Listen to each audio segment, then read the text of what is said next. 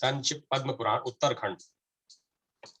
यदि शूद्र अपने घर में कपिला गौ का दोहन करे तो वह 10,000 वर्षों तक विष्ठा का कीड़ा होता है। कीड़े की योनि से छूटने पर पशु योनि में जन्म लेता है। जो शूद्र कपिल जाति के बैल को गाड़ी में जोत कर हाँकता है, वह उस बैल के शरीर में जितने रोए होते हैं उतने वर्षों तक कुंभी पाक में पकाया जाता है। यदि शूद्र पानी लाने के लिए किसी ब्राह्मण को घर में भेजे तो वह जल मदिरा के तुल्य होता है और उसे पीने वाला नरक में जाता है।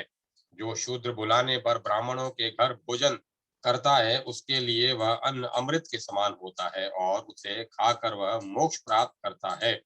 जो शूद्र लोभवश दूसरे का, विशेषतः ब्राह्मणों का सोना या चांदी ले लेता है, वह नरक में जाता है। शूद्र को चाहिए कि वह सदा ब्राह्मणों को दान दे और उनमें विशेष रूप से भक्ति भाव करे। विशेषतः चौमासे में जैसे भगवान विष्णु आराधनीय हैं, वैसे ही ब्राह्मण भी। नारद, ब्राह्मणों की विधि पूर्वक पूजा करनी चाहिए। भाद्रपद मास आने पर उनकी महापूजा होती है। चौमासे में भूमि पर शयन करने वाला मनुष्य विमान प्राप्त करता है। 10,000 वर्षों तक उसे रोग नहीं सताते। वह मनुष्य बहुत से पुत्र और धन से युक्त होता है। उसे कभी कौड़ की बीमारी नहीं होती। बिना मांगे स्वतः प्राप्त हुए अन्न का भोजन करने से बावली और कुआं बनवाने का फल प्राप्त होता है। जो प्राणियों की हिंसा से मुंह मोड़कर द्रोह का त्याग कर देता है, वह भी पूर्वोक्त पुण्य का भागी होता है। वेदों में बताया गया है कि अहिंसा श्रेष्ठ धर्म है। दान, दया और दम ये भी उत्तम धर्म है। यह बात मैंने सर्वत्र ही सुनी है। अतः बड़े लोगों को भी चाहिए कि वह पूरा यत्न करके उक्त धर्मों का पालन करे। यह चतुर्मास व्रत मनुष्यों द्वारा सदा पालन करने योग्य है। ब्राह्मण और अधिक कहने की क्या आवश्यकता है। यह इस पृथ्वी पर जो लोग भगवान विष्णु के भक्त हैं, वे धन्य हैं। उनका कुल अत्यंत धन्य है तथा उनकी जाति भी परम धन्य मानी गई है। जो भूमि जनार्दन के शयन करने पर मधु भक्षण करता है, उसे महान पाप होता है। अब उसके त्यागने का जो पुण्य है, उसका भी श्रवण करो। नाना प्रकार के जितने भी यज्ञ हैं, उन सब के अनुष्ठान का फल उसे प्राप्त होता है। चौमासे में अनार, नींबू और नारियल का भी त्याग करे। ऐसा करने वाला मनुष्य विमान पर विचरने वाला देवता होकर अंत में भगवान विष्णु के वैकुंठ धाम को प्राप्त होता है। जो मनुष्य धान, जौ और गेहूं का त्याग करता है, वह विधि पूर्वक दक्षिणा सहित अश्वमेध आदि यज्ञों के अनुष्ठान का फल पाता है। साथ ही वह धन धान्य से संपन्न और अनेक पुत्रों से युक्त होता है। तुलसी दल, तिल और कुशों से तर्पण करने का फल कोटि गुना बताया गया है। विशेषतः चतुर्मास में उसका फल बहुत अधिक होता है। जो भगवान विष्णु के सामने वेद के एक या आधे पद का अथवा एक या आध ऋचा का भी गान करते हैं, वे निश्चय ही भगवान के भक्त हैं। इसमें तनिक भी संदेह नहीं है। नारद, जो चौमासे में दही, दूध, पत्र, गुड़ और साग छोड़ देता है, वह निश्चय ही मोक्ष का भागी होता है। मुने, जो मनुष्य प्रतिदिन आंवला मिले हुए जल से ही स्नान करते हैं, उन्हें नित्य महान पुण्य प्राप्त होता है। मनीषी पुरुष आंवले के फल को पापहारी बतलाते हैं। ब्रह्मा जी ने तीनों लोकों को तारने के लिए पूर्व काल में आंवले की सृष्टि की थी। जो मनुष्य चौमासे भर अपने हाथ से भोजन बनाकर खाता है, वह 10,000 वर्षों तक इंद्रलोक में प्रतिष्ठित होता है। जो मौन होकर भगवान जो मौन होकर भोजन करता है, वह कभी दुख में नहीं पड़ता। मौन होकर भोजन करने वाले राक्षस भी स्वर्ग लोक में चले गए हैं।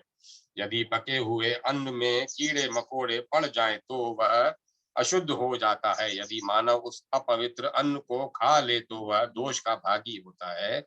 मौन होकर भोजन करने वाला पुरुष निस्संदेह स्वर्ग लोक में जाता है। जो बात करते हुए भोजन करता है, उसके वार्तालाप से अन्न अशुद्ध हो जाता है। वह केवल पाप का भोजन करता है। अतः मौन धारण अवश्य करना चाहिए। नारद, मौनावलंबन पूर्वक जो भोजन किया जाता है उसे उपवास के समान जानना चाहिए।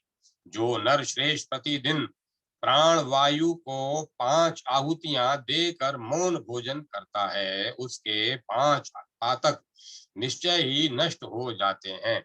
ब्राह्मण पितृकर्म श्राद्ध से सिला हुआ वस्त्र ही पहनना चाहिए। अपवित्र अंग पर पड़ा हुआ वस्त्र भी अशुद्ध हो जाता है। मल मूत्र का त्याग अथवा मैथुन करते समय कमर अथवा पीठ पर जो वस्त्र रहता है, उस वस्त्र को अवश्य ही बदल दें। श्राद्ध में तो ऐसे वस्त्र का त्याग देना ही उचित है। मुने, विद्वान पुरुषों को सदा चक्रधारी भगवान विष्णु की पूजा करनी चाहिए। विशेषतः पवित्र एवं जितेंद्रिय पुरुष का यह आवश्यक कर्तव्य है। भगवान ऋषिकेश के शयन करने पर तृण शाक, पत्तियों का शाक, कुसुम्बिका, लौकी तथा सिले हुए कपड़े यत्न पूर्वक त्याग देने चाहिए। जो चौमासे में भगवान के शयन करने पर इन वस्तुओं को त्याग देता है, वह कल्प पर्यंत कभी नरक में नहीं पड़ता। विप्रवर, जिसने असत्य भाषण, क्रोध, शहद तथा पर्व के अवसर पर मैथुन का त्याग कर दिया है, वह अश्वमेघ यज्ञ का फल पाता है। विद्वान किसी पदार्थ को उपभोग में लाने के लिए उसमें से कुछ ब्राह्मण को दान करना चाहिए। जो ब्राह्मण को दिया जाता है वह धन अक्षय होता है। ब्राह्मण मनुष्य दान में दिए हुए धन का कोटि कोटि गुना फल पाता है। जो पुरुष सदा ब्राह्मण की बताई हुई उत्तम विधि तथा शास्त्रोक्त नियमों का पालन करता है, वह परम पद को प्राप्त होता है। अतः पूर्ण प्रयत्न करके यथाशक्ति नियम और दान के द्वारा देवादिदेव जनार्दन को संतुष्ट करना चाहिए।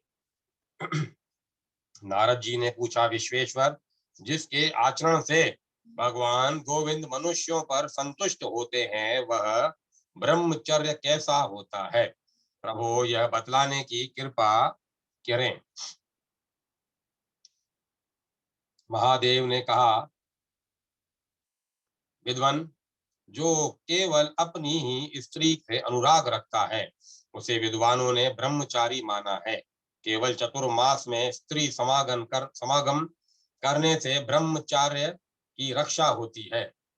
केवल ऋतु काल में स्त्री समागम करने से ब्रह्मचर्य की रक्षा होती है। जो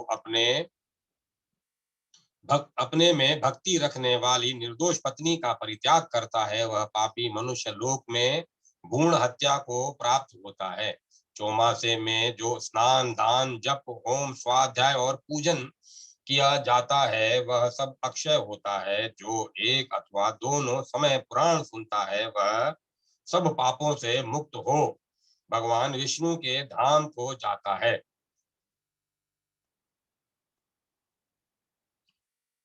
जो भगवान के शयन करने पर स्वतः विशेषतः उनके नाम का कीर्तन और जप करता है, उसे कोटि गुना फल मिलता है। जो ब्राह्मण भगवान विष्णु का भक्त है और प्रतिदिन उनका पूजन करता है, वह सब में धर्मात्मा तथा वही सबसे पूज्य है, इसमें तनिक भी संदेह नहीं है। उन्हें इस पुण्य में पवित्र एवं पाप नाशक चतुर्मास्य व्रत को सुनने से मनुष्य को गंगा स्नान का फल मिलता है। नारद जी ने कहा, प्रभु चतुर्मास्य व्रत का उद्यापन बतलाइए, क्योंकि उदापन करने पर निश्चय ही सब कुछ परिपूर्ण होता है। महादेव जी बोले, महाभाग, यदि व्रत करने वाला पुरुष व्रत करने के पश्चात उसका उद्यापन नहीं करता तो वह कर्मों के यथावत फल का भागी नहीं होता। मुनि श्रेष्ठ, उस समय विशेष रूप से स्वर्ण के साथ अन्न का दान करना चाहिए, क्योंकि अन्न के दान से वह विष्णु लोक में प्रतिष्ठित होता है। जो मनुष्य चोमा से भर पलाश के पत्ते के पलाश के पत्तल में भोजन करता है, वह उद्यापन के समय घी के साथ भोजन का पदार्थ ब्राह्मण को दान करे। यदि उसने अयाचित व्रत बिना मांगे स्वतः प्राप्त अन्न का भोजन किया हो तो वो स्वर्ण युक्त वृषभ का दान करे। मुनि श्रेष्ठ, उड़द का त्याग करने वाला पुरुष बछड़े सहित गौ का दान करे।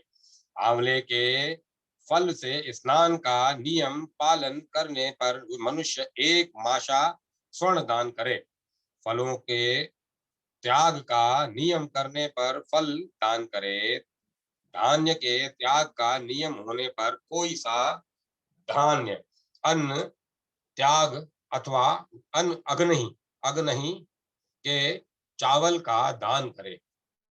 भूमि शयन का नियम पालन करने पर रुई के गद्दे और तकिए सहित शैया दान करे। द्विजवर, जिसने चौमासे में ब्रह्मचर्य का पालन किया है, उसको चाहिए कि भक्ति पूर्वक ब्राह्मण दंपति को भोजन दे, साथ ही उपभोग के अन्य समान सामान दक्षिणा साग और नमक कर दान करे। प्रतिदिन बिना तेल लगाए स्नान का नियम पालन करने वाला मनुष्य घी और सत्तू दान करे। नख और केश रखने का नियम पालन करने पर दर्पण दान करे। यदि जूते छोड़ दिए हों तो उद्यापन के समय जूतों का दान करना चाहिए। जो प्रतिदिन दीप दान करता रहा हो, वह उस दिन सोने का दीप प्रस्तुत करे और उसमें घी डालकर श्री विष्णु भक्त ब्राह्मण को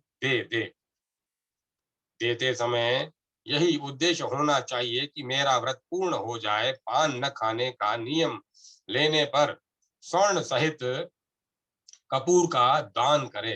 द्विज श्रेष्ठ, इस प्रकार नियम के द्वारा समय समय पर जो कुछ परित्याग किया हो, वह परलोक में सुख प्राप्ति की इच्छा से विशेष रूप से दान करे।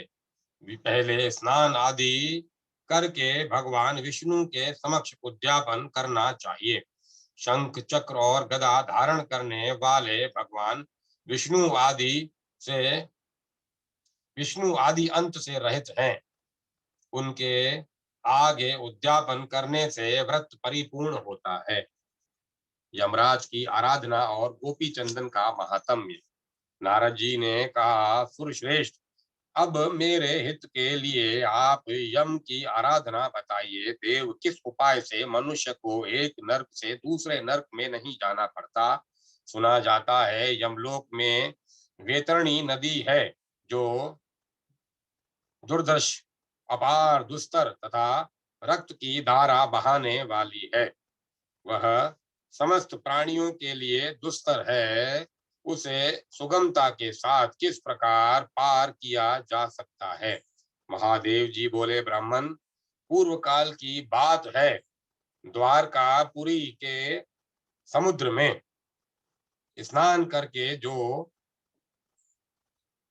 ब्राह्मण पूर्व काल की बात है, द्वारकापुरी के समुद्र में स्नान करके मैं जो ही निकला, सामने ही मुझे ब्रह्मचारी मुद्गल मुनि आते दिखाई दिए। उन्होंने प्रणाम किया और विस्मित होकर इस प्रकार कहना आरंभ किया। मुद्गल बोले, देव, मैं अकस्मात मूर्छित होकर पृथ्वी पर गिर पड़ा था। उस समय मेरे सारे अंग जल रहे थे। इतने ही में यमराज के दूतों ने आकर मुझे बलपूर्वक शरीर से खींचा। मैं अंगूठे के बराबर पुरुष शरीर धारण करके बाहर निकला। फिर उन दूतों ने मुझे खूब कसकर बांधा और उसी अवस्था में यमराज के पास पहुंचा दिया।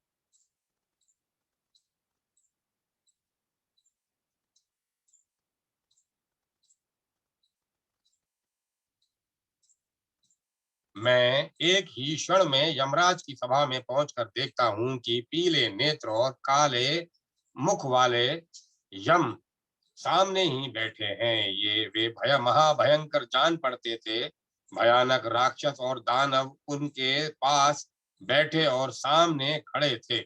उनके धर्माधिकार तथा चित्रगुप्त आदि लेखक वहां मौजूद थे। मुझे देखकर विशेष विश्व के शासक यम ने अपने किंकरों से कहा, अरे तुम लोग नाम के भ्रम में पढ़कर मुनि को कैसे ले आए?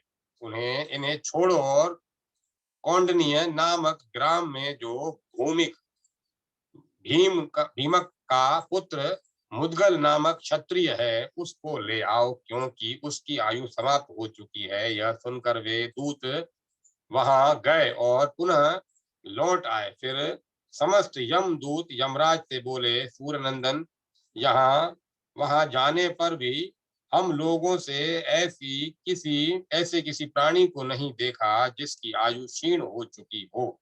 न जाने कैसे हम लोगों का चित्त भ्रम में पड़ गया। यमराज बोले, जिन लोगों ने वेतरणी नामक द्वादशी का व्रत किया है वे तुम यमदूतों के लिए प्राय अदृश्य हैं।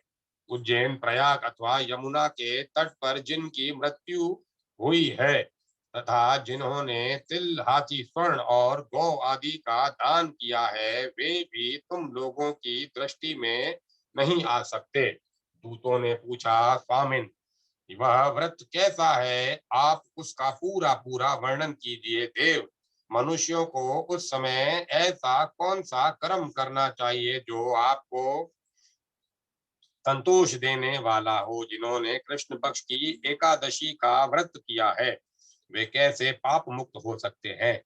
यमराज बोले, दूतों, मार्गशीर्ष आदि मासों में जो ये कृष्ण पक्ष की द्वादशियां आती हैं उन सब में विधि पूर्वक वेतरणी व्रत करना चाहिए।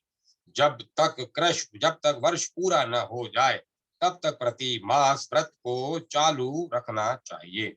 व्रत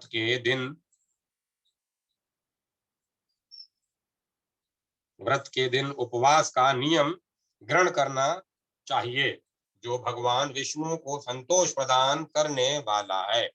द्वादशी को श्रद्धा और भक्ति के साथ श्री गोविंद की पूजा करके इस प्रकार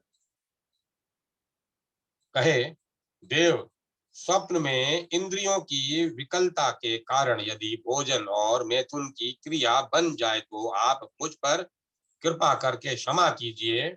इस प्रकार नियम करके मिट्टी, गोमय तथा तिल लेकर मध्यान्ह में तीर्थ जलाशय के पास जाए और व्रत की पूर्ति के लिए निम्नांकित मंत्र से विधि पूर्वक स्नान करे।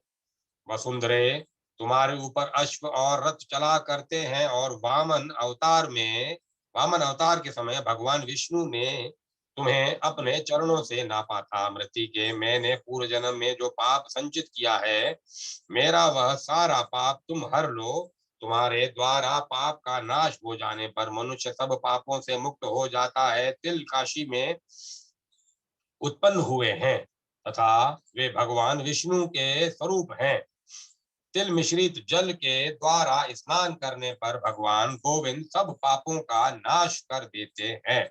देवी सर्वौषधि, तुम भगवान विष्णु के देह से प्रकट हुई हो तथा महान पापों का अपहरण करने वाली हो। तुम्हें नमस्कार है, तुम मेरे सारे पाप हर लो।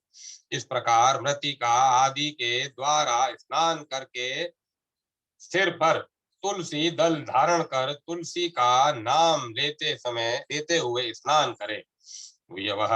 यह स्नान ऋषियों द्वारा बताया गया है, इसे विधि पूर्वक करना चाहिए। इस तरह स्नान करने के पश्चात जल से बाहर निकलकर दो वस्त्र दो शुद्ध वस्त्र धारण करे, फिर देवताओं और पितरों का तर्पण करके श्री विष्णु का पूजन करे। इसकी विधि इस प्रकार है। पहले एक कलश की जो फूटा टूटा न हो स्थापना करे, उसमें पंच पल्लव और पंच रत्न डाल दे।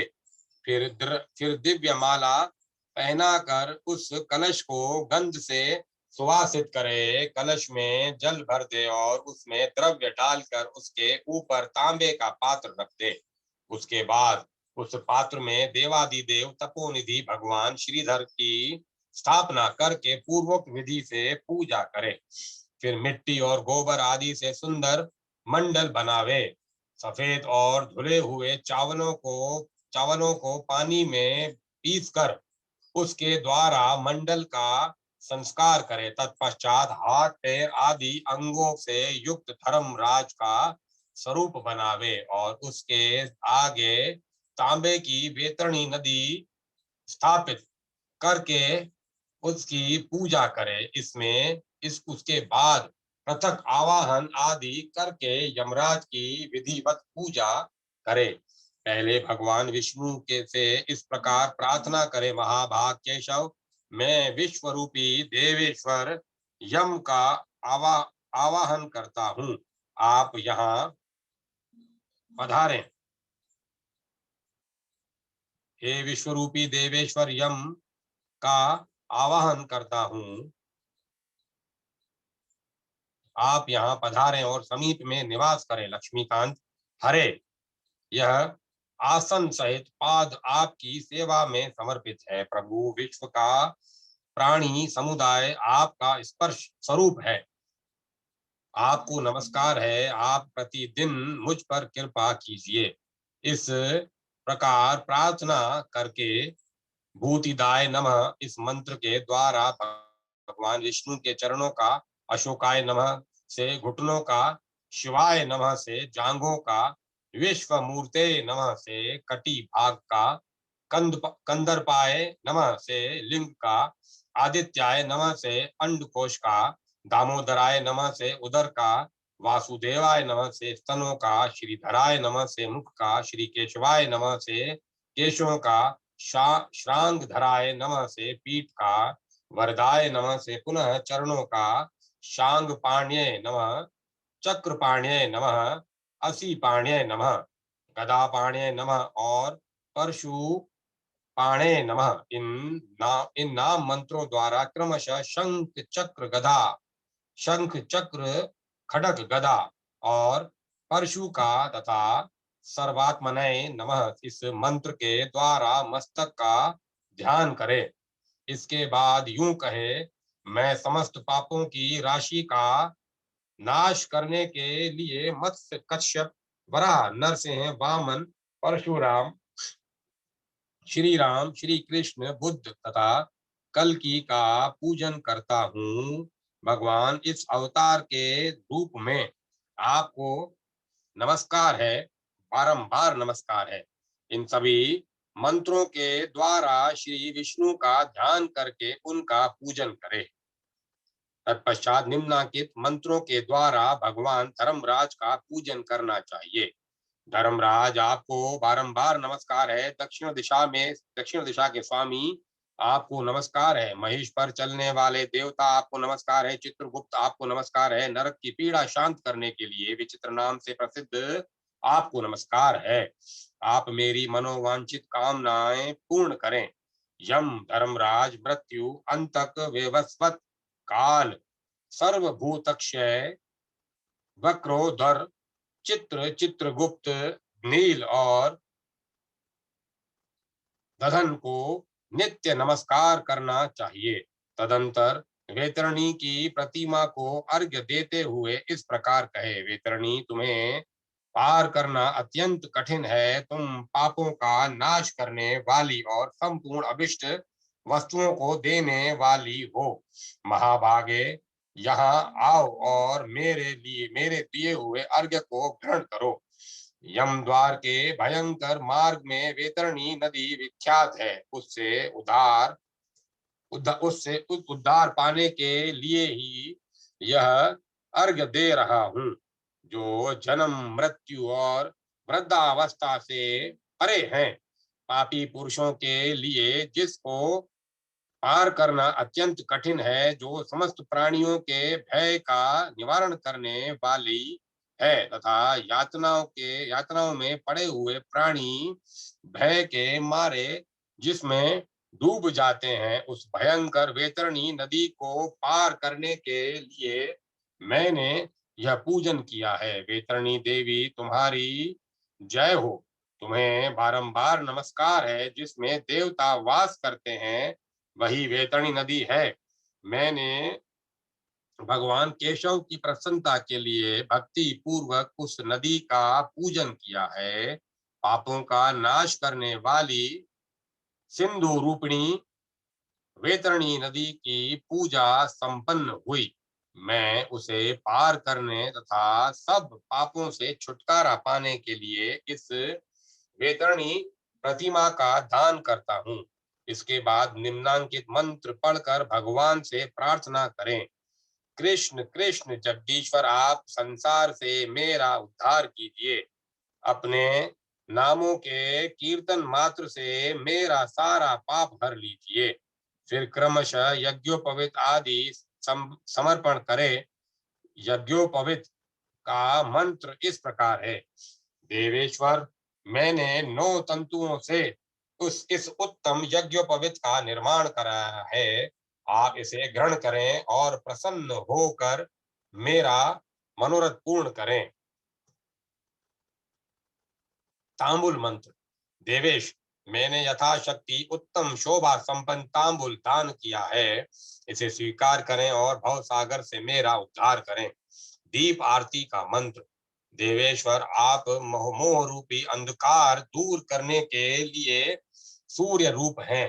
भव बंधन की पीड़ा हरने वाले परमात्मन, मैं भक्ति युक्त होकर आपकी सेवा में यह 5 बत्तियों का दीपक प्रस्तुत करता हूँ। यह आपके लिए आरती है। नैवेद्य मंत्र।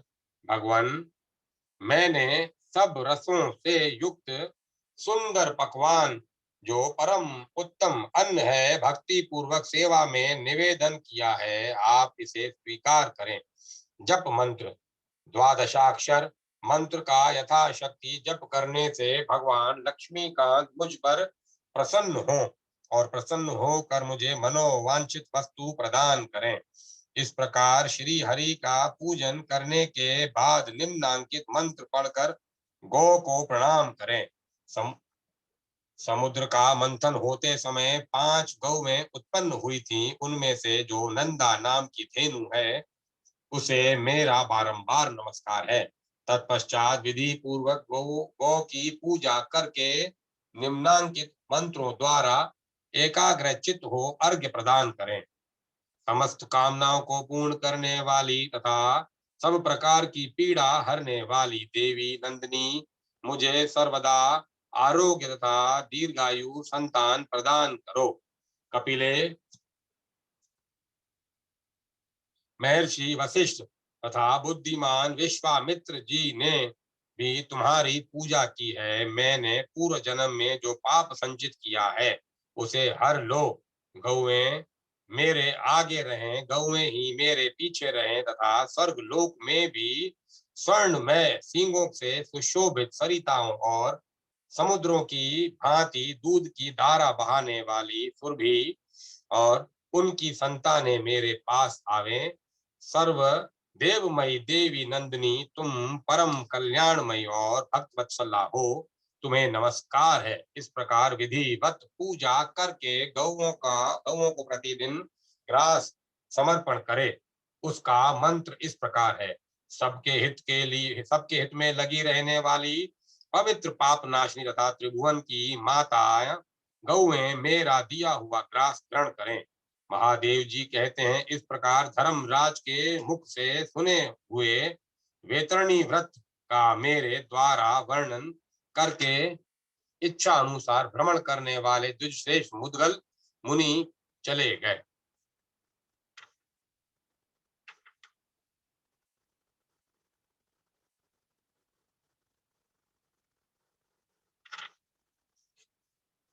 द्विजवर, जो गोपी चंदन रहता है वह जहाँ गोपी चंदन रहता है वहाँ धर तीर्थ स्वरूप है। उस यह भगवान श्री विष्णु का कथन है। जिस ब्राह्मण के घर में गोपी चंदन मौजूद रहता है वहां कभी शोक मोह और अमंगल नहीं होता।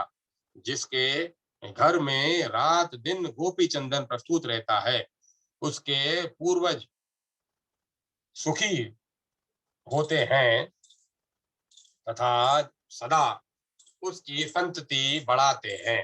गोपी तालाब से उत्पन्न होने वाली मिट्टी परम पवित्र एवं शरीर का शोधन करने वाली है। देह में उसका लेप करने से सारे रोग नष्ट होते हैं तथा मानसिक चेष्टाएं चिंताएं भी दूर हो जाती हैं। अतः पुरुषों द्वारा शरीर में धारण किया हुआ गोपी चंदन संपूर्ण कामनाओं की पूर्ति तथा मोक्ष प्रदान करने वाला है। इसका ध्यान और पूजन करना चाहिए। यह मल दोष का विनाश करने वाला है। इसके स्पर्श मात्र से मनुष्य पवित्र हो जाता है।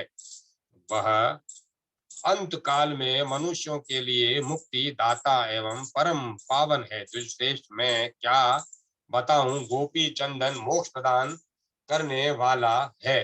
भगवान विष्णु का प्रिय तुलसी काष्ठ, उसके मूल की मिट्टी, गोपी चंदन तथा हरि चंदन, इन चारों को एकत्र करके विद्वान पुरुष अपने शरीर पर लगाएं। द्विजश्रेष्ठ, मैं क्या बताऊं, गोपी चंदन मोक्ष प्रदान करने वाला है। भगवान विष्णु का प्रिय तुलसी काष्ठ, उसके मूल की मिट्टी, गोपी चंदन तथा हरि चंदन, इन चारों को एकत्र एक में मिलाकर विद्वान पुरुष अपने शरीर पर लगाएं। जो ऐसा करता है उसके द्वारा जम्बू द्वीप के समस्त तीर्थों का सदा के लिए सेवन हो जाता है। जो गोपी चंदन को घिसकर उसका तिलक लगाता है वह सब पापों से मुक्त हो श्री विष्णु के परम पद को प्राप्त होता है। जिस पुरुष ने गोपी चंदन धारण कर लिया उसने मानो गया में जाकर अपने पिता का श्राद्ध तर्पण आदि सब कुछ कर लिया। वैष्णवों के लक्षण और महिमा तथा श्रवण द्वादशी व्रत की विधि और महात्म्य कथा। महादेव जी कहते हैं, नारद सुनो, अब मैं वैष्णवों के लक्षण बताऊंगा जिन्हें सुनकर लोग ब्रह्म हत्या आदि पातकों से मुक्त हो जाते हैं। भक्त भगवान विष्णु को भक्त भगवान विष्णु का होकर भक्त भगवान विष्णु का होकर रहा है, इसीलिए वह वैष्णव कहलाता है। समस्त वर्णों की अपेक्षा वैष्णव को श्रेष्ठ कहा गया है। जिनका आहार अत्यंत पवित्र है उन्हीं के वंश में वैष्णव पुरुष जन्म धारण करता है। ब्राह्मण जिनके भीतर क्षमा, दया, तपस्या और सत्य की स्थिति है उन वैष्णवों के दर्शन मात्र में आग से रुई की भांति सारा पाप नष्ट हो जाता है। जो हिंसा से दूर रहता है, जिसकी मति सदा भगवान विष्णु में लगी रहती है, जो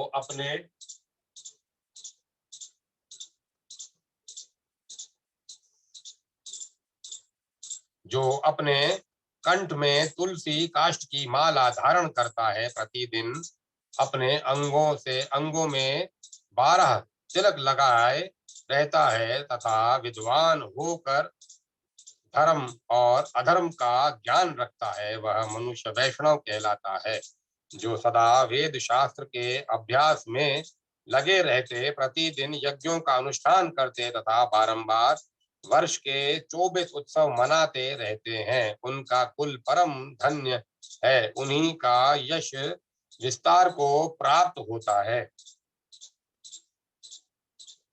तथा वे ही लोग संसार में धन्यतम धन्यतम एवं भगवत भक्त हैं। ब्राह्मण जिसके कुल में एक ही भगवत भक्त पुरुष उत्पन्न हो जाता है, उसका कुल बारंबार उस पुरुष के द्वारा उद्धार को प्राप्त होता रहता है। वैष्णवों के दर्शन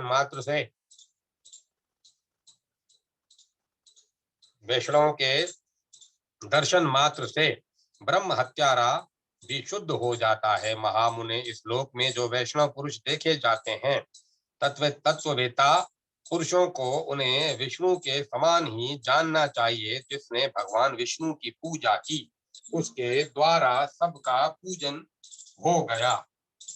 जिसने वैष्णवों की पूजा की, उसने महादान कर लिया। जो वैष्णवों को सदा फल, पत्र, साग, अन्न तथा अथवा वस्त्र दिया करते हैं, वे इस भूमंडल में धन्य हैं। ब्राह्मण वैष्णवों के विषय में अब और क्या कहा जाए, बारंबार अधिक कहने की आवश्यकता नहीं है। उनका दर्शन और स्पर्श सब कुछ सुखद है। जैसे भगवान विष्णु हैं, वैसा ही उनका भक्त वैष्णव पुरुष भी है। इन दानों में कभी अंतर नहीं रहता। ऐसा जानकर विद्वान पुरुष सदा वैष्णवों की पूजा करे। जो इस पृथ्वी पर एक ही वैष्णव ब्राह्मण को भोजन करा देता है, उसने सहस्त्रों ब्राह्मणों को भोजन करा दिया, इसमें तनिक भी संदेह नहीं है। नारद जी ने कहा, सूर्यश्रेष्ठ, जो सदा उपवास करने में असमर्थ हैं, इनके लिए कोई एक भी द्वादशी का व्रत जो पुण्य जनक हो बताइए। महादेव जी बोले, भाद्रपद मास के शुक्ल पक्ष में जो श्रवण नक्षत्र से युक्त द्वादशी होती है, वह सब कुछ देने वाली पुण्यमयी तथा उपवास करने पर महान फल देने वाली है। जो नदियों के संगम में नहाकर उक्त द्वादशी को उपवास करता है, वह अनायास ही 12 द्वादशियों का फल पा लेता है। बुधवार और श्रवण नक्षत्र से युक्त जो द्वादशी होती है, उसका महत्व बहुत बड़ा है। उस दिन किया हुआ सब कुछ अक्षय हो जाता है। श्रवण द्वादशी के दिन विद्वान पुरुष जल पूर्ण कलश की स्थापना करके उसके ऊपर एक पात्र रखे और उसमें श्री जनार्दन की स्थापना करे।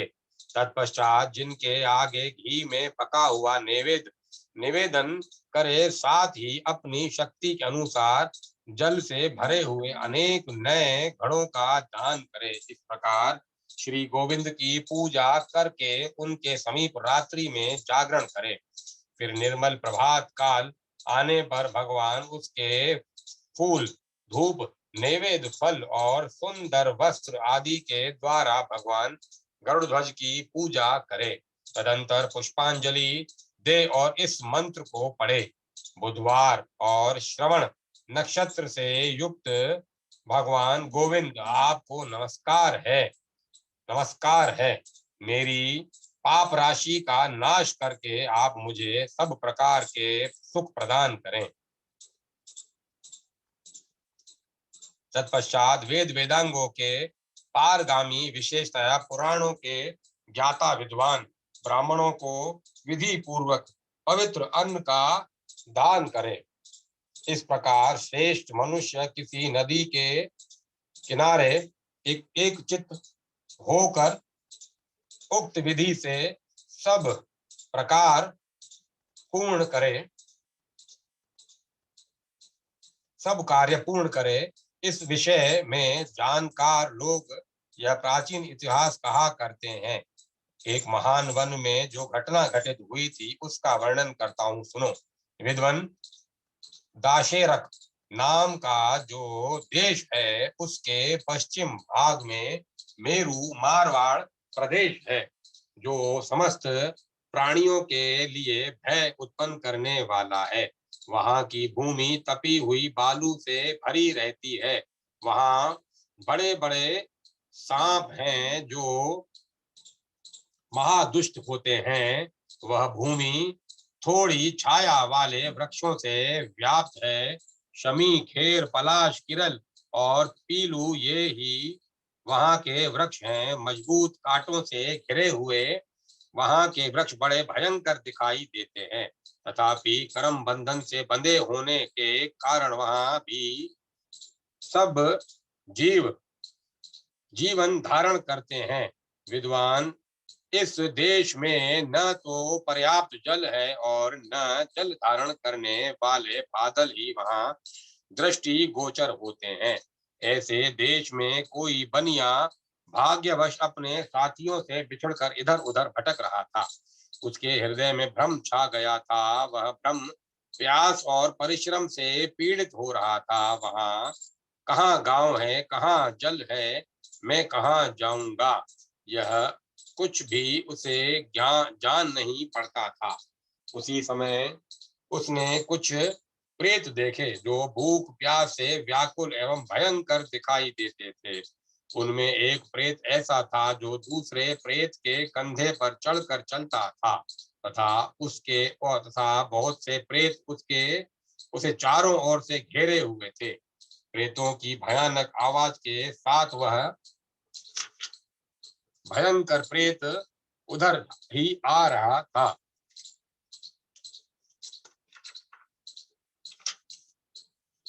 वह उस भयानक जंगल में मनुष्य को आया देख प्रेत के कंधे से पृथ्वी पर उतर पड़ा और बनिए के पास आकर उसे प्रणाम करके इस प्रकार बोला, इस घोर प्रदेश में आपका कैसे प्रवेश हुआ? यह सुनकर उस बुद्धिमान बनिए ने कहा, देव योग से तथा पूर्व जन्म से किए हुए कर्म की प्रेरणा से मैं अपने साथियों से बिछड़ गया हूँ। इस प्रकार मेरा यह प्रवेश संभव हुआ है। इस समय मुझे बड़े जोरों की भूख और प्यास सता रही है। तब उस प्रेत ने उस समय अपने अतिथि को उत्तम अन्न प्रदान किया। उसके खाने मात्र से बनिए को बड़ी तृप्ति हुई। वह एक ही क्षण में प्यास और संताप से रहित हो गया। इसके बाद बहुत से प्रेत बहुत से प्रेत आ पहुंचे। प्रधान प्रेत ने क्रमशः उन सबको अन्न का भाग दिया। दही भात और जल से उन्हें बड़ी प्रसन्नता और तृप्ति हुई। इस प्रकार अतिथि और प्रेत समुदाय को तृप्त करके उसने स्वयं भी बचे हुए अन्न का सुखपूर्वक भोजन किया। उसके भोजन कर लेने पर वहां जो सुंदर अन्न और जल प्रस्तुत हुआ था वह सब अदृश्य हो गया। तब बनिए ने उस प्रेत राज से कहा, भाई, इस वन में तो मुझे यह बड़े आश्चर्य की बात प्रतीत हो रही है। तुम्हें यह उत्तम अन्न और जल कहाँ से प्राप्त हुआ? तुमने थोड़े से ही अन्न से इन बहुत से जीवों को तृप्त कर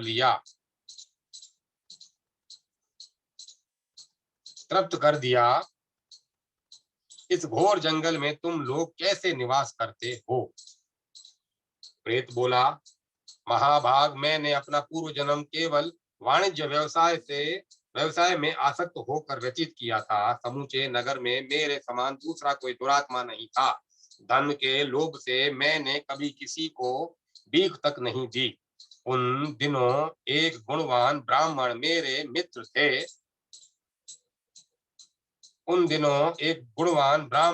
मित्र थे।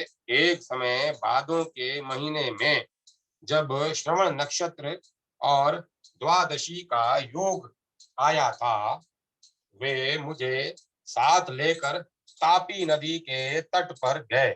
जहाँ उसका चंद्रभागा नदी के साथ पवित्र संगम हुआ था। चंद्रभागा चंद्रमा की पुत्री है और तापी सूर्य की। उन दोनों के मिले हुए शीत और उष्ण जल में मैंने ब्राह्मण के साथ प्रवेश किया। श्रवण द्वादशी के योग में बहुत से मनुष्यों को संतुष्ट किया। चंद्रभागा के उत्तम जल से भरकर ब्राह्मण को जल पात्र दान किया तथा दही और भात के साथ जल से भरे हुए बहुत से पूर्वे भी ब्राह्मणों को दिए। इसके सिवाय भगवान शंकर के समक्ष श्रेष्ठ ब्राह्मण को छाता, जूते, वस्त्र तथा श्री हरि की प्रतिमा भी दान की। उसी नदी के तीर पर मैंने धन की रक्षा के लिए व्रत किया था। उपवास पूर्वक एक मनोहर जल पात्र भी दान किया था। यह सब करके मैं घर लौट आया। तदंतर कुछ काल के बाद मेरी मृत्यु हो गई। नास्तिक होने के कारण मुझे प्रेत की योनि में आना पड़ा। श्रवण द्वादशी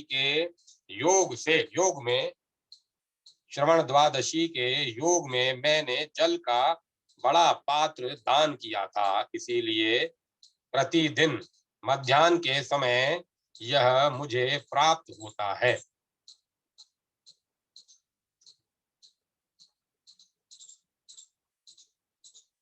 ये सब ब्राह्मण का धन चुराने वाले पापी हैं जो प्रेत भाव को प्राप्त हुए हैं। इनमें कुछ पर स्त्री लंपट और कुछ अपने स्वामी से द्रोह करने वाले रहे हैं। इस मेरु प्रदेश में आकर ये मेरे मित्र हो गए हैं। सनातन परमात्मा भगवान विष्णु अक्षय अविनाशी हैं। इसके उद्देश्य से जो कुछ किया जाता है वह सब अक्षय हो गया है।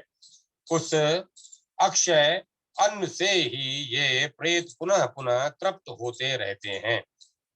आज तुम मेरे अतिथि के रूप में उपस्थित हुए हो। मैं अन्न से तुम्हारी पूजा करके प्रेत भाव से मुक्त हो परम गति को प्राप्त होऊंगा। परंतु मेरे बिना ये प्रेत इस भयंकर वन में कर्मानुसार प्राप्त हुई प्रेत योनि की दुस्सह पीड़ा भोगेंगे। अतः तुम मुझ पर कृपा करने के लिए इन सब के नाम और गोत्र लिख कर ले लो। महामते, यहाँ से हिमालय पर जाकर तुम खजाना प्राप्त करोगे। तत्पश्चात गया जाकर इन सब का श्राद्ध कर देना। महादेव जी कहते हैं, नारद, बनिए को इस प्रकार आदेश देकर प्रेत ने उसे सुखपूर्वक विदा किया। घर आने पर उसने हिमालय की यात्रा की और वहां से प्रेत का बताया हुआ खजाना लेकर वह लौट आया। उस खजाने का छठा अंश साथ लेकर वह गया तीर्थ में गया। वहां पहुंचकर उस परम बुद्धिमान बनिए ने शास्त्रोक्त विधि से उन प्रेतों को श्राद्ध किया। उन प्रेतों का श्राद्ध किया। एक एक के नाम और गोत्र का उच्चारण करके उसने उनके लिए पिंड दान किया। वह जिस दिन जिसका श्राद्ध करता था उस दिन वह आकर स्वप्न में बनिए को प्रत्यक्ष दर्शन देता और कहता कि महाभाग, तुम्हारी कृपा से मैंने प्रेत भाव को त्याग दिया और अब मैं परम गति को प्राप्त हो रहा हूँ। इस प्रकार वह महामना वैश्य गया तीर्थ में प्रेतों का विधि पूर्वक श्राद्ध करके बारंबार भगवान विष्णु का ध्यान करता हुआ अपने घर लौट आया। फिर भाद्रपद मास के शुक्ल पक्ष में जब श्रवण द्वादशी का योग आया तब वह सब आवश्यक सामग्री साथ लेकर नदी के संगम पर गया और वहां स्नान करके उसने द्वादशी का व्रत किया। स्नान दान और भगवान विष्णु का पूजन करने के अनंतर ब्राह्मण को उपहार भेंट किया। एक चित्त होकर उस बुद्धिमान वैश्य ने शास्त्रोक्त विधि से सब कार्य संपन्न किया। इसके उसके बाद प्रतिवर्ष भादों का महीना आने पर श्रावण द्वादशी के योग में नदी के संगम पर जाकर वह भगवान विष्णु के उद्देश्य से पूर्वक प्रकार से स्नान दान आदि सब कार्य करने लगा। तदंतर दीर्घ काल के पश्चात उसकी मृत्यु हो गई। उसने सब मनुष्यों के लिए दुर्लभ परम धाम को प्राप्त कर लिया। आज भी वह विष्णु दूतों के से सेवित हो वैकुंठ धाम में विहार कर रहा है। ब्राह्मण, तुम भी इसी प्रकार श्रवण द्वादशी का व्रत करो। वह इस लोक और परलोक में भी संपूर्ण सौभाग्य प्रदान करने वाला, उत्तम बुद्धि का देने वाला तथा सब पापों को हरने वाला उत्तम साधन है। जो श्रवण द्वादशी के योग में इस व्रत का अनुष्ठान करता है, वह इसके द्वा प्रभाव से विष्णु लोक में जाता है। नाम कीर्तन की महिमा और विष्णु सहस्त्र नाम का वर्णन। ऋषियों ने कहा, सुत जी, आपका हृदय अत्यंत करुणा युक्त है। अतएव श्री महादेव जी और देव ऋषि नारद की का जो अद्भुत संवाद हुआ था, उसे आपने हम लोगों से कहा है। हम लोग श्रद्धा पूर्वक सुन रहे हैं। अब आप कृपा पूर्वक यह बताइए कि महात्मा नारद ने ब्रह्मा जी से भगवान नामों की महिमा का किस प्रकार श्रवण किया था। सुत जी बोले, द्विज श्रेष्ठ मुनियों, इस विषय में मैं पुराना इतिहास सुनाता हूँ। वह सब आप सब लोग ध्यान देकर सुने। इसके श्रवण से भगवान श्री कृष्ण में भक्ति बढ़ती है। एक समय की बात है, चित्त को पूर्ण एकाग्र रखने वाले नारद जी अपने पिता ब्रह्मा जी का दर्शन करने के लिए मेरू पर्वत के शिखर पर गए। वहां आसन पर बैठे हुए जगतपति ब्रह्मा जी को प्रणाम करके मुनि श्रेष्ठ नारद जी ने इस प्रकार पूछा, विश्वेश्वर भगवान के नाम की जितनी शक्ति है, वहां आसन पर बैठे हुए जगतपति ब्रह्मा जी को प्रणाम करके मुनि श्रेष्ठ नारद जी ने इस प्रकार कहा, विश्वेश्वर भगवान के नाम की जितनी शक्ति है उसे बताइए प्रभु। ये जो संपूर्ण विश्व के स्वामी साक्षात श्री नारायण हरि हैं, उन अविनाशी परमात्मा के नाम की कैसी महिमा है। ब्रह्मा जी बोले, बेटा, इस कलयुग में विशेषतः नाम कीर्तन पूर्वक भगवान की भक्ति जिस प्रकार करनी चाहिए वह सुनो। जिसके लिए शास्त्रों में कोई प्रायश्चित नहीं बताया गया, उन सभी पापों की शुद्धि के लिए एकमात्र विजयशील भगवान विष्णु का प्रयत्न पूर्वक स्मरण ही सर्वोत्तम साधन देखा गया है। वह समस्त पापों का नाश करने वाला है। अतः श्री हरि के नाम का कीर्तन और जप करना चाहिए। जो ऐसा करता है वह सब पापों से मुक्त हो श्री विष्णु के परम पद को प्राप्त होता है। जो मनुष्य हरि इस दो अक्षरों वाले नाम का सदा उच्चारण करते हैं, वे उसके उच्चारण मात्र से मुक्त हो जाते हैं। इसमें तनिक भी संदेह नहीं है। तपस्या के रूप में किए जाने वाले जो संपूर्ण प्रायश्चित हैं, उन सब की अपेक्षा श्री कृष्ण का निरंतर स्मरण कर श्रेष्ठ है। जो मनुष्य प्रातः, सायं, रात्रि तथा मध्याह्न आदि के समय नारायण नाम का स्मरण करता है, उसके समस्त पाप तत्काल नष्ट हो जाते हैं। उत्तम व्रत का पालन करने वाले नारद, मेरा कथन सत्य है, सत्य है, सत्य है। भगवान के नामों का उच्चारण करने मात्र से मनुष्य बड़े बड़े पापों से मुक्त हो जाता है। राम राम राम राम इस प्रकार बारंबार जप करने वाला मनुष्य यदि चांडाल हो तो भी वह पवित्र आत्मा हो जाता है। इसमें तनिक भी संदेह नहीं है। उसने नाम कीर्तन से कुरुक्षेत्र, काशी, गया और द्वारका आदि संपूर्ण तीर्थों का सेवन कर लिया। जो कृष्ण कृष्ण कृष्ण इस प्रकार जप और कीर्तन करता है, वह इस संसार का परित्याग करने पर भगवान विष्णु के समीप आनंद भोगता है। ब्राह्मण जो कलयुग में प्रसन्नता पूर्वक नरसिंह नाम का जप और कीर्तन करता है, वह भगवत भक्त मनुष्य महान पाप से छुटकारा पा जाता है। सतयुग में ध्यान, त्रेता में यज्ञ तथा द्वापर में पूजन करके मनुष्य जो कुछ पाता है, वही कलयुग में केवल भगवान केशव का कीर्तन से पा लेता है। जो मनुष्य इस बात को जानकर जगत आत्मा केशव के भजन में लीन होते हैं, वे सब पापों से मुक्त हो श्री विष्णु के परम धाम को प्राप्त कर लेते हैं। मत्स्य मत्स्य कुरुम, वराह, नरसिंह, वामन, परशुराम, श्री राम, श्री कृष्ण, बुद्ध तथा कलिप, ये 10 अवतार इस पृथ्वी पर बताए गए हैं। इनके नामोच्चारण मात्र से सदा ब्रह्म हत्यारा भी शुद्ध होता है।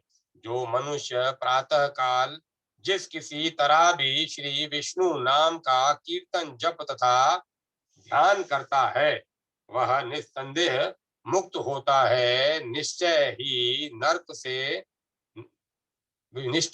नर से नारायण बन जाता है। सुत जी कहते हैं, यह सुनकर नारद जी को बड़ा आश्चर्य हुआ। वे अपने पिता ब्रह्मा जी से बोले, तात, तीर्थ सेवन के लिए पृथ्वी पर भ्रमण करने की यात्रा आवश्यकता तीर्थ सेवन के लिए पृथ्वी पर भ्रमण करने की क्या आवश्यकता है? जिनके नाम का ऐसा महात्म्य है, उसे सुनने मात्र से मोक्ष की प्राप्ति हो जाती है। उन भगवान का ही स्मरण करना चाहिए, जिस मुख में राम राम राम राम का जप होता रहता है। वही महान तीर्थ है, वही प्रधान क्षेत्र है तथा वही समस्त कामनाओं को पूर्ण करने वाला है। सुवर्त, भगवान के कीर्तन करने योग्य कौन कौन से नाम हैं, उन सबको विशेष रूप से बताइए। ब्रह्मा जी ने कहा, बेटा, ये भगवान श्री विष्णु सर्वत्र व्यापक सनातन परमात्मा है। इनका न आदि है न अंत है। ये लक्ष्मी से युक्त संपूर्ण भूतों के आत्मा तथा समस्त प्राणियों को उत्पन्न करने वाले हैं। जिनसे मेरा प्रादुर्भाव हुआ है, वे भगवान विष्णु सदा मेरी रक्षा करें। वही काल के भी काल हैं, वही मेरे पूर्वज हैं, उनका कभी विनाश नहीं होता। उनके नेत्र कमल के समान शोभा पाते हैं। वे परम बुद्धिमान, अविकारी एवं पुरुष अंतर्यामी हैं। सदा शेष नाग की शैया पर शयन करने वाले भगवान विष्णु सहस्त्र मस्तक वाले हैं। वे महाप्रभु हैं। संपूर्ण भूत उन्हीं के स्वरूप से हैं। भगवान जनार्दन साक्षात विश्व रूप हैं। केटव नामक असुर का दक्ष वध करने के केटव नामक असुर का वध करने के लिए वे केटभारी कहलाते हैं। वे ही व्यापक होने के कारण विष्णु, धारण पोषण करने के कारण दाता और जगदीश्वर हैं। नारद, मैं उनका नाम और गोत्र नहीं जानता, तात मैं केवल वेदों का वक्ता, वेदातीत परमात्मा का ज्ञाता नहीं। अतः देवेश्वर, तुम वहां जाओ जहाँ भगवान विश्वनाथ रहते हैं। मुनि श्रेष्ठ, वे तुमसे संपूर्ण तत्व का वर्णन करेंगे। कैलाश के स्वामी श्री महादेव जी ही अंतर्यामी पुरुष हैं। वे देवताओं के स्वामी और संपूर्ण भक्तों के आराध्य देव हैं। 5 मुखों से सुशोभित भगवान उमा नाथ सब दुखों का विनाश करने वाले हैं।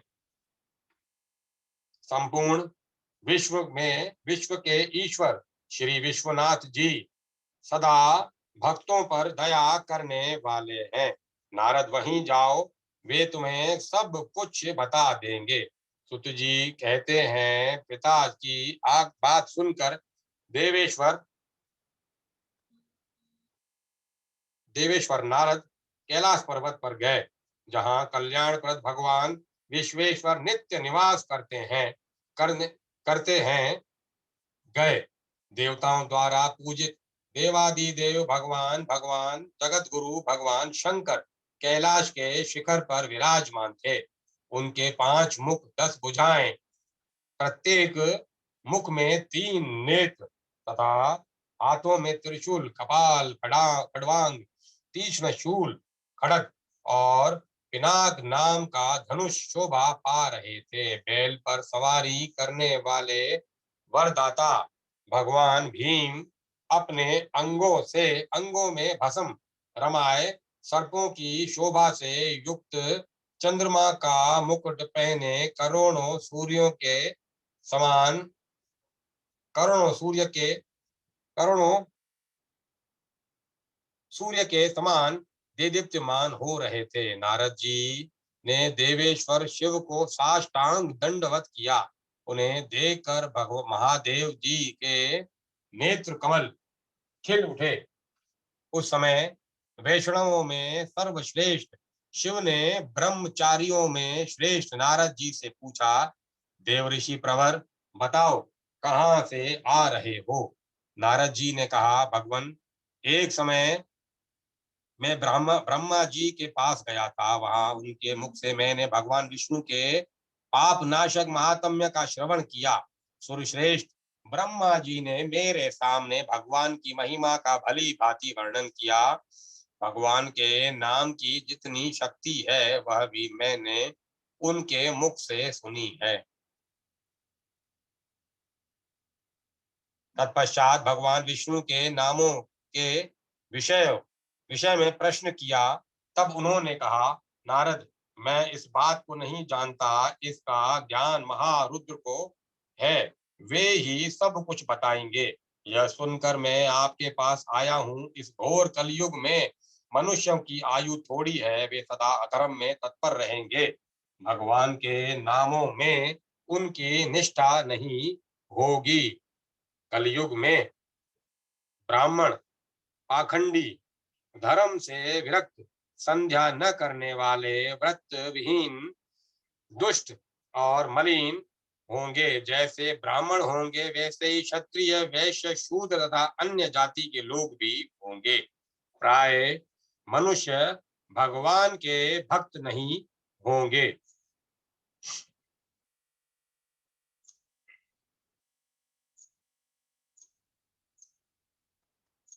द्विजों से बाहर गिने जाने वाले शूद्र कलयुग में धर्म अधर्म तथा हिताहित का ज्ञान भी नहीं रखते। ऐसा जानकर मैं आपके निकट आया हूँ। आप कृपा करके विष्णु के सहस्त्र नामों का वर्णन कीजिए, जो पुरुषों के लिए सौभाग्यजनक, परम उत्तम तथा सर्वदा भक्ति भाव को बढ़ाने वाले हैं। इसी प्रकार जो ब्राह्मणों को ब्रह्म ज्ञान, क्षत्रियों को विजय, वैश्यों को धन तथा शूद्रों को सदा सुख देने वाले हैं। सुवर्त, जो सहस्त्र नाम परम गोपनीय है, उसका वर्णन कीजिए। वह परम पवित्र एवं सदा सर्व तीर्थमय है, अतः मैं उसका श्रवण करना चाहता हूँ। प्रभु विश्वेश्वर, कृपया उस सहस्त्र नाम का उपदेश कीजिए। नारद जी के वचन सुनकर भगवान शंकर के नेत्र आश्चर्य से चकित हो उठे। भगवान विष्णु के नाम का बारंबार स्मरण करके उनके शरीर में रोमांच आया। वे बोले, ब्राह्मण भगवान विष्णु के सहस्त्र नाम परम गोपनीय है, उन्हें सुनकर मनुष्य कभी दुर्गति से में नहीं पड़ता। यूं कहकर भगवान शंकर ने नारद जी को विष्णु सहस्त्र नाम का उपदेश दिया, जिसे पूर्व काल में वे भगवती पार्वती जी को सुना चुके थे।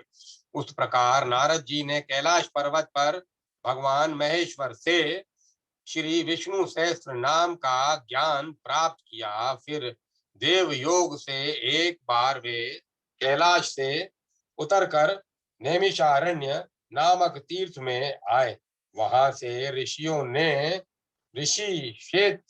ऋषि श्रेष्ठ महात्मा नारद को आया देख विशेष रूप से उनका स्वागत सत्कार किया। उन्होंने विष्णु भक्त विप्रवर नारद जी के ऊपर फूल बरसाए।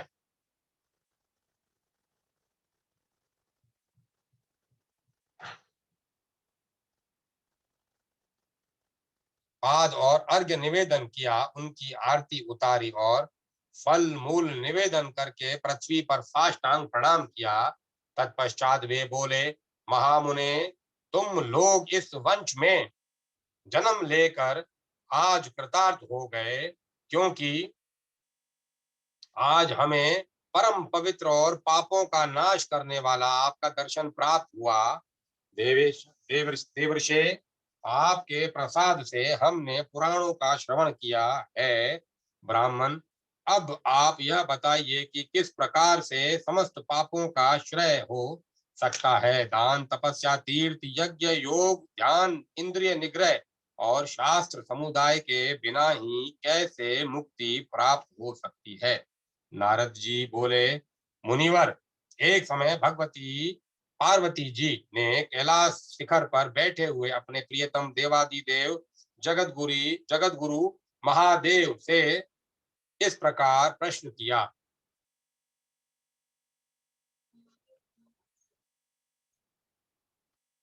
पार्वती जी बोली, भगवान, आप सर्वज्ञ और सर्वपूजित श्रेष्ठ देवता हैं। जन्म और मृत्यु से रहित स्वयंभू एवं सर्वशक्तिमान है। स्वामिन, आप सदा किसका ध्यान करते हैं, किस मंत्र का जप करते हैं। देवेश्वर, इसे जानने की मेरे मन में बड़ी उत्कंठा है। सुवर्त, यदि मैं आपका प्रिय यदि मैं आपकी प्रियतमा और कृपा पात्र हूं तो मुझसे यथार्थ बात कहिए। महादेव जी बोले, देवी, पहले सतयुग में विशुद्ध चित्त वाले सब पुरुष संपूर्ण ईश्वरों के भी ईश्वर एकमात्र भगवान विष्णु का तत्व जानकर उन्हीं के नाम का जप किया करते थे और उसी के प्रभाव से इस लोक तथा परलोक में भी परम ऐश्वर्य को प्राप्त करते थे। प्रिय, तुलादान, अश्वमेघ आदि यज्ञ, शुभ कर्म, गया में किए हुए पितरों का श्राद्ध तर्पण आदि, वेदों के स्वाध्याय आदि जप, उग्र तप, नियम, यम, जीवों पर दया, गुरु शुश्रूषा, सत्य भाषण, वर्ण और आश्रम के धर्म का पालन, ज्ञान तथा ध्यान आदि साधनों का कोटि जन्मों तक भली भांति अनुष्ठान करने पर भी मनुष्य परम पद कल्याण में सर्वेश्वर भगवान विष्णु को नहीं पाते, परंतु जो दूसरों का भरोसा न करके सर्व भाव से पुराण पुरुषोत्तम श्री नारायण की शरण ग्रहण करते हैं, वे उन्हें प्राप्त कर लेते हैं।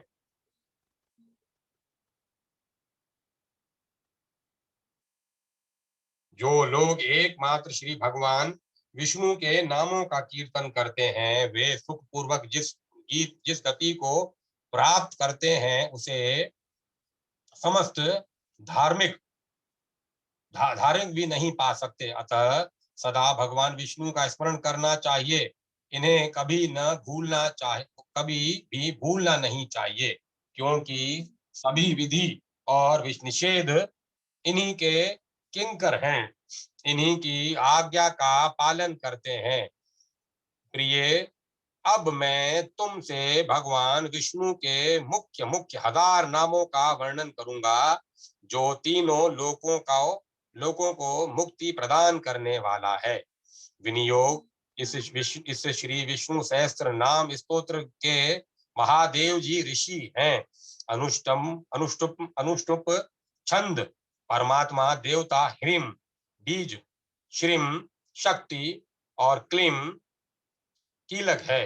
चारों पुरुषार्थ धर्म अर्थ काम और मोक्ष की प्राप्ति के निमित्त जप करने के लिए इस स्तोत्र का विनियोग प्रयोग किया जाता है। ओम वासुदेवाय विद्महे महाहंसाय धीमहि तन्नो विष्णु प्रचोदयात्। हम श्री वासुदेव का तत्व समझने के लिए ज्ञान प्राप्त करते हैं। महाहंस स्वरूप नारायण के लिए ध्यान करते हैं। श्री विष्णु हमें प्रेरित करें, हमारी मन बुद्धि को प्रेरणा देकर इस कार्य में लगाएं। यदि पहले अंग न्यास और कर न्यास की विधि पूर्ण करके सहस्त्र नाम स्तोत्र का पाठ किया जाए तो निस्संदेह उसका फल कोटि गुना होता है। अंग न्यास श्री वासुदेव परम ब्रह्म, श्री वासुदेवाय परम ब्रह्म, श्री वासुदेव पर ब्रह्म है। यह कहकर दाहिने हाथ की अंगुलियों से हृदय का स्पर्श करें। मूल कृतिः, मूल प्रकृति, मूल प्रकृति का उच्चारण करके सिर का स्पर्श करें। महावराह, महान वराह रूपधारी भगवान विष्णु, यह कहकर शिखा का स्पर्श करें।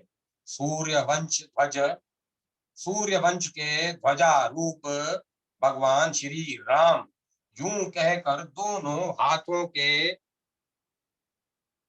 दोनों हाथों से दोनों भुजाओं के मूल भाग का स्पर्श करें। ब्रह्मादि काल्या लित्य जगदाचार्य शेषव, अवतार धारण करने पर जिनका शिशु रूप अपने अनुपम सौंदर्य से संसार को आश्चर्य में डाल देता है, तथा ब्रह्मा आदि देवता भी उस रूप में जिनकी झांकी करने की अभिलाषा रखते हैं, वे भगवान विष्णु धन्य हैं। यह कहकर नेत्रों का स्पर्श करें। पार्थाय थर खंडिता शह, अर्जुन के लिए महाभारत के समस्त वीरों का संहार करने वाले श्री कृष्ण, यूं कहकर ताली बजाएं। अंत में नमो नारायणाय, नमो नारायणाय, श्री नारायण को नमस्कार है, ऐसा कहकर सर्वांग का स्पर्श करें। ओम नमो नारायणाय पुरुषाय महात्माने विशुद्ध सत्वाय महाहंसाय धीमहि तन्नो देवः प्रचोदयात्। ओम का रूप सर्वांतर्यामी महात्मा नारायण को नमस्कार है। विशुद्ध सत्व में महाहंस स्वरूप श्री विष्णु का हम ध्यान करते हैं। अतः श्री विष्णु देवता हमें सत्य कार्य में प्रेरित करे। क्लीं कृष्णाय विद्महे ह्रीं रमाय धीमहि तन्नो देवः प्रचोदयात्। क्लीं रूप श्री कृष्ण तत्व को समझने के लिए हम ज्ञान प्राप्त करते हैं।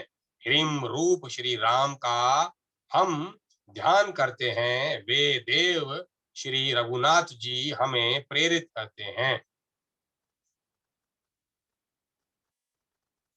शं नरसिंहाय विद्महे श्री कंठाय धीमहि तन्नो विष्णु प्रचोदयात्। शम कल्याण में भगवान नरसिंह का तत्व जानने के लिए हम ज्ञान प्राप्त करते हैं। श्री कंठ का ध्यान करते हैं।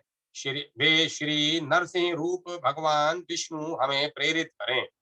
ओम वासुदेवाय विद्महे देवकी सुताय धीमहि तन्नः कृष्ण प्रचोदयात्। ओमकार रूप श्री वासुदेव का तत्व जानने के लिए हम ज्ञान प्राप्त करते हैं। श्री देव की नंदन श्री कृष्ण का हम ध्यान करते हैं। वे श्री कृष्ण हमें प्रेरित करें। ओम ह्रां ह्रीं ह्रूं हें ह्रूं हं क्लीं कृष्णाय गोविंदाय गोपी जन वल्लभाय नमः स्वाहा। ओम ह्रां ह्रीं ह्रूं हें ह्रूं हें क्लीं सचिदानंद स्वरूप गोपी जनों के प्रियतम भगवान गोविंद को नमस्कार है। हम उनकी तृप्ति के लिए उत्तम रीति से हवन करते हैं, अपना सब कुछ अर्पण करते हैं। इति मंत्र समुच्चार्य यदेज वा विष्णु मय व्ययम श्रीनिवास जगन्नाथ श्रीनिवासम जगन्नाथम ततः स्तोत्रम पठेत सुधीर। ओम वासुदेवः परम ब्रह्म परमात्मा परात्परः। उपरोक्त मंत्रों का उच्चारण करके लक्ष्मी के निवास स्थान और संसार के स्वामी अविनाशी भगवान विष्णु का पूजन करें। इसके बाद विद्वान पुरुष सहस्त्र नाम का पाठ करें।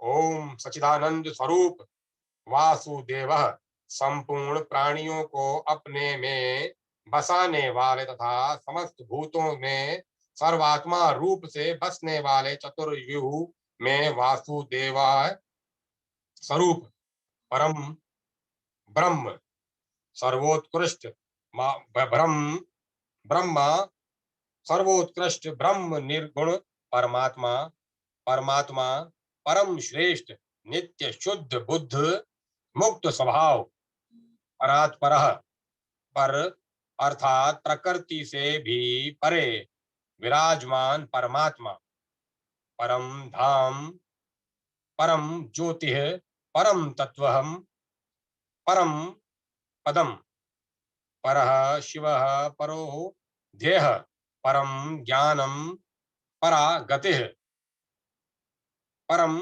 धाम सर्वोत्तम वैकुंठ धाम निर्गुण परमात्मा परम ज्योति है सूर्य आदि ज्योतियों को भी प्रकाशित करने वाले सर्वोत्कृष्ट ज्योति स्वरूप परम तत्वम परम तत्व उपनिषदों से जानने योग्य सर्वोत्तम रहस्य परम पदम प्राप्त करने योग्य सर्वोत्कृष्ट पद मोक्ष स्वरूप परः शिवः परम कल्याण रूप परो देह ध्यान करने योग्य सर्वोत्तम देव चिंतन के सर्वश्रेष्ठ आश्रय परम ज्ञानम भ्रांति शून्य उत्कृष्ट बोध स्वरूप परमात्मा पराह गति है सर्वोत्तम गति मोक्ष स्वरूप परमार्थ परम श्रेष्ठ परमानंद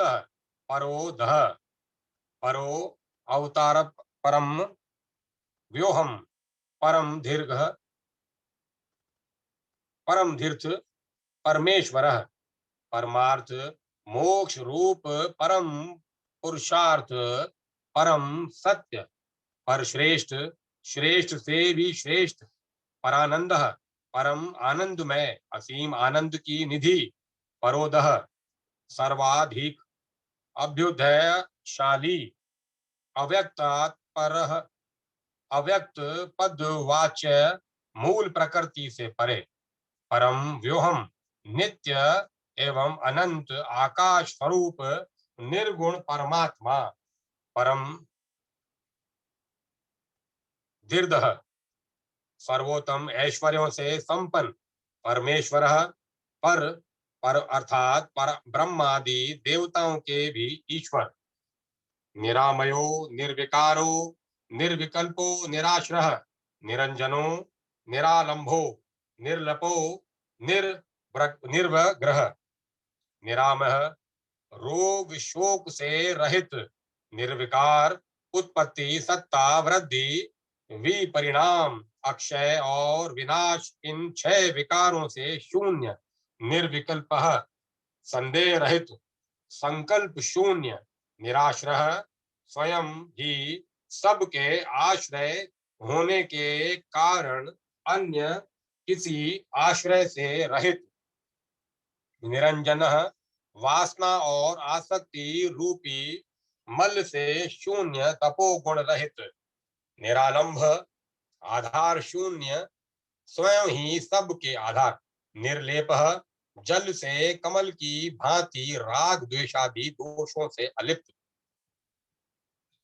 निर्ग्रह निरवग्रह, विधन विघ्न, बाधाओं से रहित, निर्गुणो, निष्कलहो, अंतरो निष्कलहो, तो अभ्यो, अचिंत्यो, अचल्यो, अचिंतः, अतीन्द्रिय, अमितो, अपारो, अत्यो, अनिहो, अव्यहो, अक्षय, निर्गुण, सतव, रज और तम, इन तीनों गुणों से रहित परमात्मा निष्कलह, अव्यय, अवयव शून्य ब्रह्म, अनंत, असीम एवं अविनाशी परमेश्वर, अभय, काल आदि के भय से रहित, अचिंत्य, मन की गति से परे होने के कारण चिंतन में न आने वाले, अचल, अपनी मर्यादा से विचलित न होने वाले, अकिंचित, सबके द्वारा पूजित,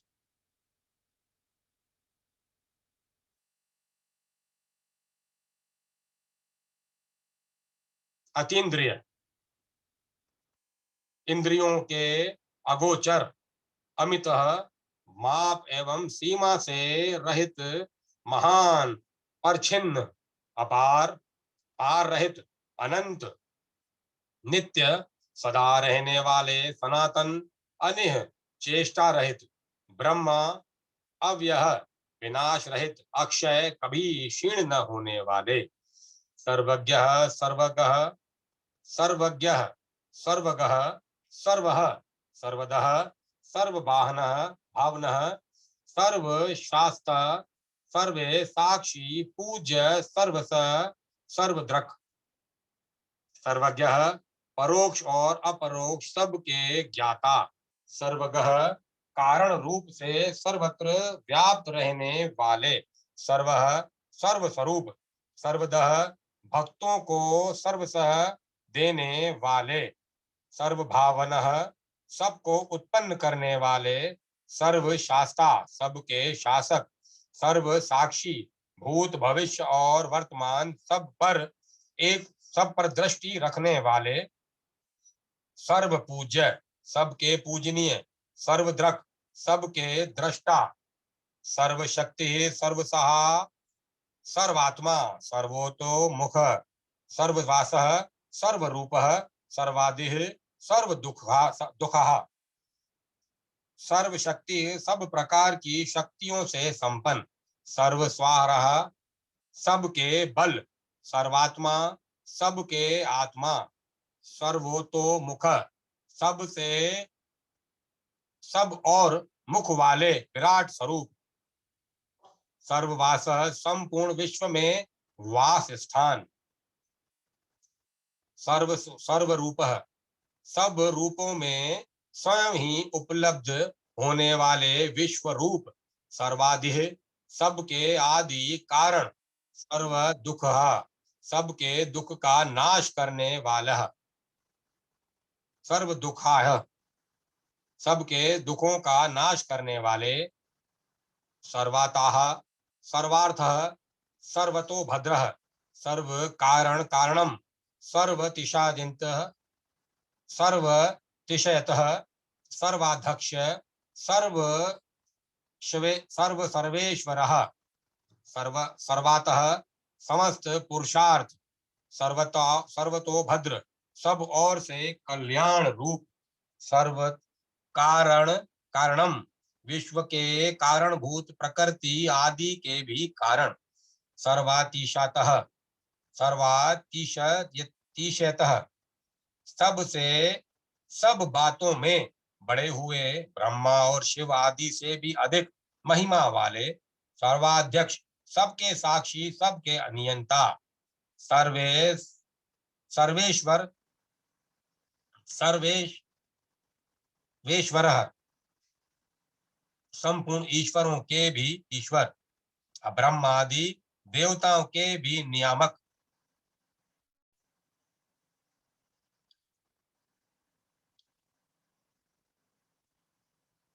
षड्विंश को महाविष्णु, महागृहा, महाविंभो, नित्योदितो, नित्य युक्तो, नित्यानंद, सनातनः।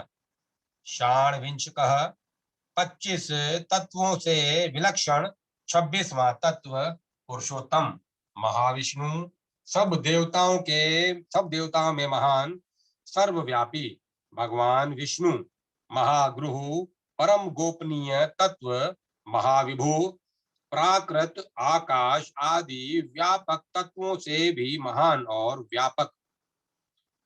नित्योदितः सूर्य आदि की भांति अस्त न होकर नित्य निरंतर उदित रहने वाले। नित्य युक्त चराचर प्राणियों से नित्य संयुक्त अथवा सदा योग में स्थिर रहने वाले। नित्यानंदः नित्य आनंद स्वरूप सनातनः सदा एक रस रहने वाले। मायापति योगेरपति वैकल्यपति रमत्य भूः जन्म मृत्यु जरातीतः कालातीतो भवतिगः। मायापति माया के स्वामी योगपति योगपालक योगेश्वर केवल्य पति मोक्ष प्रदान करने का अधिकार रखने वाले मुक्ति के स्वामी आत्मभूः स्वतः प्रकट होने वाले स्वयं भू जन्म मृत्यु जरातीतः जन्म मरण और वृद्धावस्था आदि शरीर के धर्मों से रहित भावातिगः भव बंधन से अतीत पूर्ण सत्य शुद्ध बुद्ध रूप हो नित्य चिन्मय योग प्रियो योग गम्यो भव बंधने मोचकः पूर्ण समस्त ज्ञान शक्ति ऐश्वर्य और गुणों से परिपूर्ण सत्य भूत भविष्य और वर्तमान तीनों कालों में सदा समान रूप से रहने वाले सत्य स्वरूप शुद्ध बुद्ध स्वरूप स्वाभाविक शुद्धि और ज्ञान से संपन्न प्राणियों के संसर्ग से रहित बोध स्वरूप परमात्मा नित्य चिन्मय नित्य चैतन्य स्वरूप योग प्रिय चित्तवृत्तियों के निरोध रूप योग के प्रेमी योगगम्य ध्यान अथवा समाधि के द्वारा अनुभव में आने योग्य भवबंधे को मोचकः संसार बंधन से एकमात्र छुड़ाने वाले पुराण पुरुष प्रत्येक चैतन्य पुरुषोत्तमः वेदो वेदांत वेदो दुर्वेग्य स्थापत्रय विवर्जति है। पुराण पुरुष ब्रह्मादि पुरुषों की अपेक्षा भी प्राचीन आदि पुरुष प्रत्येक चैतन्य अंतरामी चेतन पुरुषोत्तम क्षर और अक्षर पुरुषों से श्रेष्ठ वेदांत वेद उपनिषदों के द्वारा जानने योग्य दुर्वेग्य कठिनता से अनुभव में आने वाले तापत्रय विवर्जित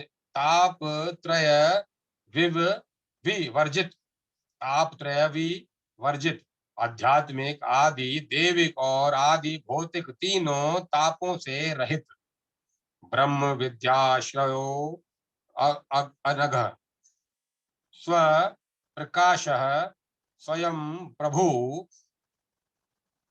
सर्वोप्राय उदासीनः प्रणवः सर्वतः समः ब्रह्म विद्याश्रम आश्रय ब्रह्म विद्या के आश्रय उसके द्वारा जानने में आने वाले ब्रह्म अनज्ञ पाप रहित शुद्ध स्वप्रकाश अपने ही प्रकाश से प्रकाशित होने वाले स्वयं प्रभु दूसरे की सामर्थ्य की अपेक्षा से रहित स्वयं समर्थ सर्वोपाय सर्व साधन रूप उदासीन राग द्वेष से ऊपर उठे हुए पक्षपात रहित प्रणव ओमकार रूप शब्द ब्रह्म सर्वतः समः सब और समान दृष्टि रखने वाले सर्वानवधो दुष्ट दुष्प्रायाय स्तुति रयस्त मसः परः कुटस्थ सर्व संथिलष्टो वागमनो गोचरातिगः सर्वान वतः सबकी प्रशंसा के पात्र सबके द्वारा स्तुत्य दुष्प्राय अनन्य चित्त से भजन न करने वाले प्रिय दुर्लभ भजन अनन्य चित्त से भजन न करने वालों के लिए दुर्लभ तुरीह जागृत स्वप्न और सुषुप्ति इन तीनों अवस्थाओं से अतीत चतुरावस्था रूप स्वरूप तमः परः तमोगुण और अज्ञान से परे कुटस्थ निहाई की भांति अविचल रूप से स्थिर रहने वाला निर्विकार आत्मा सर्व संश्लिष्ट सर्वत्र व्यापक होने के कारण सबसे संयुक्त वांग मनो गोचरातिगः वाणी और मन की पहुंच से बाहर संकर्षण सर्वहर कालः सर्वभयंकरः अनुलंघ शीचरित्र गतिर्मा हरा रुद्रो दुरासद संकर्षण काल रूप से सबको अपनी ओर खींचने वाले चतुर्व्यूह से संकर्षण रूप शेषावतार बलराम सर्व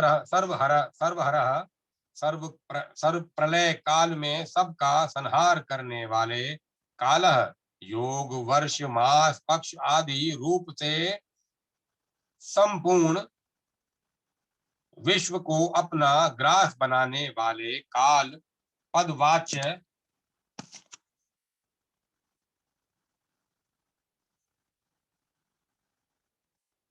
यमराज सर्व भयंकर मृत्यु रूप से सबको भय पहुंचाने वाले अनुलघ्यम काल आदि भी जिनकी आज्ञा का उल्लंघन नहीं कर सकते ऐसे सर्वश्रेष्ठ परमेश्वर चित्र गति विचित्र लीलाओं करने वाले लीला पुरुषोत्तम अथवा विचित्र गति से चलने वाले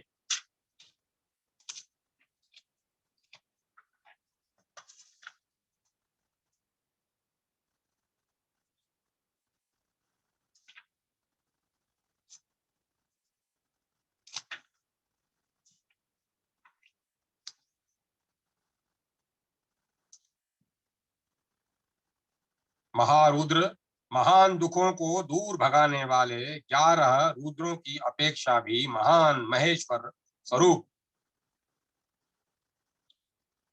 दुरासद बड़े बड़े दानवों के लिए भी जिनका सामना करना कठिन है ऐसे दुर्दश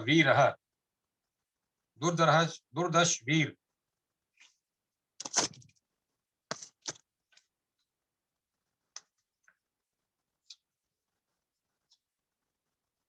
मूल प्रकृतिरानंदः प्रद्युम्नो विश्वे मोहन महामायो विश्वबीजः पराशक्तिः सुखे कंभु मूल प्रकृति ही सर्व संपूर्ण विश्व के महाकारण स्वरूप आनंद सब ओर से सुख प्रदान करने वाले आनंद स्वरूप प्रद्युम्न महान बल वाले कामदेव चतुर्युग के में प्रद्युम्न स्वरूप विश्व मोहन अपने अलौकिक रूप लावण्य से संपूर्ण विश्व को मोहित करने वाले भगवान श्री विष्णु महामायः मायावियों पर भी माया डालने वाले महान मायावी विश्व बीजम जगत की उत्पत्ति के आदि कारण पराशक्ति ही महान सामर्थ्यशाली सुख के एकमात्र उत्पत्ति स्थान। अब मैं कथा को यही विराम देता हूँ। अभी अपन ने विष्णु सहस्त्र नाम से केवल 124 नाम भगवान के और उन नाम का मतलब, उन नाम का जो उनका संस्कृत में नाम है और उनका जो मतलब है उसको पढ़ा अपन ने। कल अपन इसको पढ़ेंगे। अभी 1000 नाम है भगवान जी के। कल इसका अपन पाठ करेंगे, इसका आनंद लेंगे।